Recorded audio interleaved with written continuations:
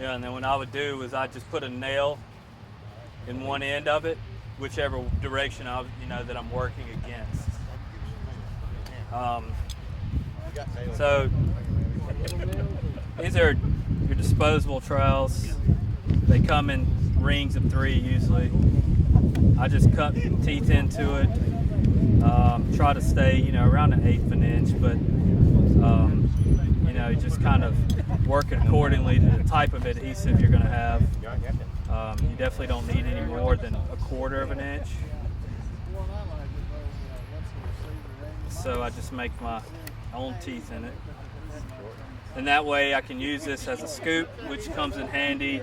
And these are about $3 for 3 of them. You get different sizes, which could come in handy if you have tight areas, small areas that you need to get into.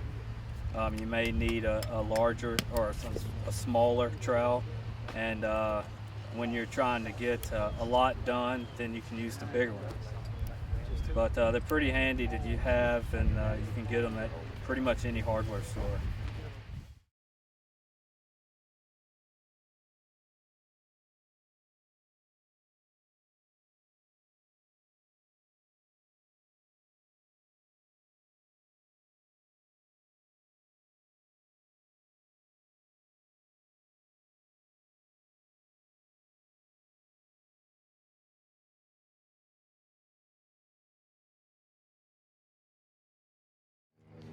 All right, we should be good to put this back. So you want to kind of identify the edges that you have. I can see this is laying over pretty good. This is a lot more clean. Now, if you have the people to help you, then you can have one guy stay ahead of you and he's holding it up. Try not to you don't want to put pressure on the turf to where you're kicking a wrinkle while you're doing it. And he kind of holds this up and keeps it out of the glue while you come in behind him and you feed it in. Now this works pretty well to also identify how the cut of your seam is. So you keep it suspended, but give me enough slack to where I can fold it in as needed. So, but you don't want anything to be touching the head of me. You want me to be the one that's putting it in. So grab this side here, up. Bruce right in front of you, the other side. There you go. And then as I go down, I'm just feeding it in, and I'm seeing where my seam is at. And this is also helping to keep any of these fibers out of the adhesive.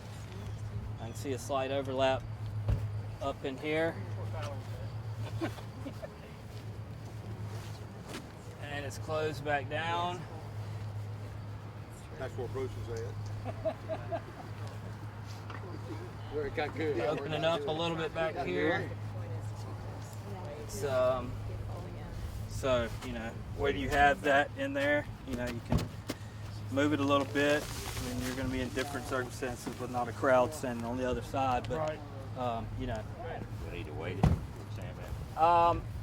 you can weight it. I like to let the glue tack up a little more before I put any direct weight on it.